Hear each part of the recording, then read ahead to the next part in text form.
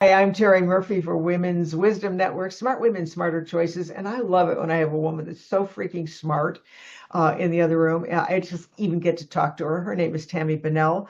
She's an internationally renowned speaker and a 30-year plus veteran in the real estate industry. She also happens to be the CEO of Exit. You might have heard of that, Exit International Real Estate. She's been honored in so many ways. She's been recognized by Stefan Swanepoel as one of the 200 most powerful and influential people in residential real estate. And by the way, among the 10 top women leaders. So I wanted to say, how much stress can this woman have? I mean, she's a black belt plus, she has children, she has a current husband. I mean, she's busy. She's busy all the time. Welcome, Miss Tami. Thank you. I'm happy to be here. Well, I'm very happy to have you here because one of the things that you and I both know is that have you noticed lately that the universe is a little stressed out? And It then some. it needs a timeout. It just really does. And I so admire what you've been able to do as a leader in a time where you said you just had the perfect storm. Talk about that. We just talked about that before we recorded, and how that's and how you're managing help other people manage all this. Well, we had the perfect storm last year. We had an election year. We had a market shift, an extreme market shift from it being controlled chaos throughout COVID and beyond. And we're at that post-COVID thing, and then the lawsuits with NAR. So people in the real estate industry have been facing a serious storm, a serious pressure. And I think we're getting inundated with so many bits of information, and it's nonstop. And, that distraction alone is unbelievably stressful. So you have to figure out ways that are going to really work for you to stay in check, to stay in control, to feel like you can go through it. I think, you and I have spoken about it before, Terry, that we're from that generation that we just push through and we just push through. But this is probably the most I've ever seen people have to push through. Yeah, and I don't want to mitigate the male part, but females, as you know, have this full circuitry brain. We have the monkey brain that manages all the time.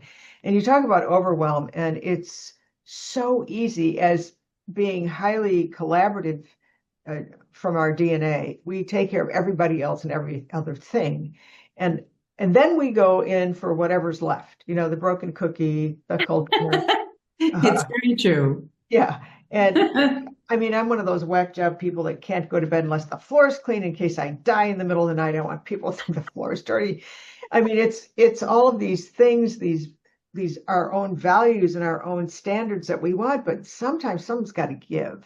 And so I know that you have great mental focus, and I know you're on your way to help people. So, but how do you personally, besides reading and family time, how else would you recommend that people address some of this stress? There's a couple things that really work for me, and I think that hopefully they'll help other people. I think number one is probably focusing on what you're grateful for. So, when you're starting the day with gratitude, I don't care if that's that you're just grateful that you have a roof over your head or that it's not raining, or it doesn't matter what it is. But as you start to think of more things that you're grateful for and, write a couple of things down, you're in a better headspace. Mindset is 4 times as important as the activities you'll do. So you working on getting your head in the right space really does matter. For me, before I leave my house or my hotel room, because I'm on the road an awful lot, I always take 2 minutes and close my eyes and literally focus on how I want the day to unfold and how I want it to go. And it's much more about how do I want those people to feel, right? What do I want the message to be that I'm delivering out there? But I find that if you do that often enough, your day comes true pretty close to the way that you focused on it, just by going through that visualization. Anything can happen in all of our households, right? Anything can happen. It doesn't matter whether it's family stress or business stress or all the other things. But if I can close my eyes and focus on how I want the day to unfold, that really does make a difference. Also, at the end of the day, I always ask myself what worked today. There's going to be things that don't work every day, and it doesn't even matter if that was just the right tagline in an email that worked and got a great response, or a text that got responded to, or somebody sent you a thank you note. It doesn't matter what it is. But when you can look at what worked today and, try and pick a couple of things, I write those down too, because then that helps me to start in the right headspace the next day. If there's anything I'm worried about, because we have that monkey brain, that 3 a.m., we're solving the world's problems. I write down anything that's concerning me, so that if I need to reach out to a friend tomorrow, if there's some unfinished business, because stress certainly comes from unfinished business, right? Anxiety comes from the unknown. But stress really comes much more from unfinished business. And I feel like we need to finish everything. So I'll write it down, because I know between midnight and 6, or whatever those timeframes are that you're going to get the privilege to sleep, I can't do anything about it. But I now remember it so that I can take care of it the next day, so that I don't let anything build up. But Yeah. I heard an amazing thing. We're trying to, for lack of a better term, we're trying to help everybody, right? Everybody that we come in touch with, we want to make a difference in their lives. We want to help. And when you're in any type of a leadership position, which we both are, that gets bigger and bigger and bigger. And it seems to have gotten so much bigger since COVID, both from COVID of people not being able to communicate, and all of the anxiety, the financial anxiety, all the things that are changing. But I heard from Simon Sinek, and I read this a long time ago, but it didn't click until I heard it from him just a few weeks back. And it was 8 minutes. All somebody needs of your time right now, no matter what they're going through, is 8 minutes, and they're going to start to feel better. We don't have to solve every single problem. We can take 8 minutes anytime. I can step out of a meeting for 8 minutes. I can delay going somewhere for 8 minutes. You can definitely find that time. And now you're helping them to self-realize, or helping them to help themselves, by just really communicating and actively listening. And then, if you can, obviously following up to see how that worked out. There's an amazing thing. And I think writing notes really does make a huge difference. We're not going to remember everything that we hear every day. So writing notes after you connected with somebody that's going through anything, or writing even notes for yourself, so that you can, maybe it's something you've got to put aside and solve later. But there's a magical thing to remembering that there's something that was going on in someone's life, or something that's really important. They're dealing with taking care of 2 ailing parents, or whatever the circumstances are.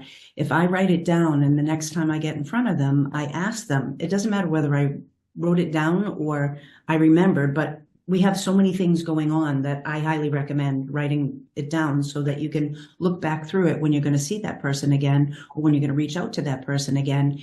And there's a magical thing that happens from remembering what somebody's going through, and it sets off oxytocin in that person's brain that literally is a trust hormone, so that they develop more trust, and so that they feel more at ease. And now I know that I can help that much more, and I don't have to solve it all today. Hopefully that helps. It has to, and it part of what I am grateful for is our alignment on that value, and that is everybody wants to be seen, valued, and heard. And whether it's the guy that checks out my groceries, or the guy that hands me a ticket, when you look them in the eye and you say thank you, that it might be 8 seconds or 8 minutes, but there's no way that, even in the physics part of it, in the action and reaction, that you don't change their state, because everybody needs the same thing. I don't care how cranky pants they are. Everybody needs some love. And it's not the drippy kind of gooey love, but it's the recognition, the dignity of recognizing somebody in service, helping a friend who just needs 8 minutes of your time. Part of everybody goes, oh, you only have the moment, the present moment.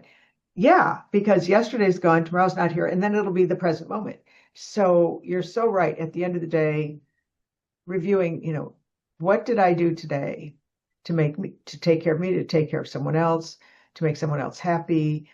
What would make me feel good if it was my last moment? That I know I did what I could.